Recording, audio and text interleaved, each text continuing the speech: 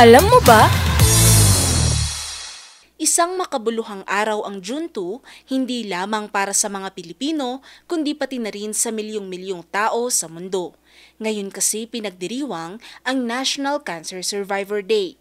Hindi lang ito selebrasyon ng paggaling, kundi isang patunay na posible ang pagkakaroon ng bagong pag-asa matapos ang pakikipaglaban sa ganitong uri ng karamdaman.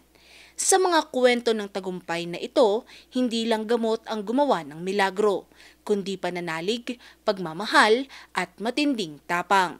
Ang cancer ay isang malubhang sakit na nagsisimula kapag ang mga cells sa katawan ay nagsisimulang lumaki at dumami sa abnormal na paraan.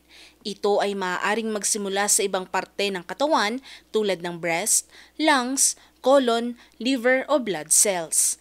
Ang mga sanhi nito ay maaaring genetic, environmental, lifestyle choices tulad ng paninigarilyo, sobrang pag-inom ng alak o kakulangan sa ehersisyo at tamang pagkain.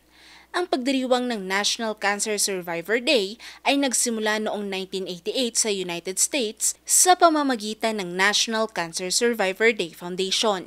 Sa Pilipinas, kahit hindi opisyal na holiday, aktibo ang mga grupo tulad ng Philippine Cancer Society, Cancer Warriors Foundation at mga ospital tulad ng Philippine General Hospital at St. Luke's Medical Center sa pagdiriwang nito.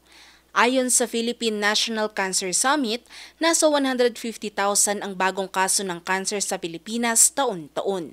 Kasama sa mga pinakakaraniwang uri ay breast cancer, lung cancer, colorectal cancer at liver cancer. Ang National Cancer Survivor Day ay hindi lang tungkol sa mga biktima ng cancer. Ito rin ay panawagan sa publiko na maging mas maalaga sa kanilang kalusugan. Sa panahon ng tagumpay laban sa sakit, ang bawat survivor ay nagiging inspirasyon.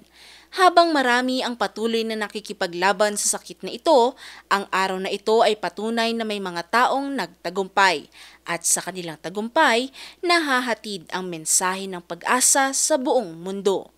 Ngayon, alam mo na!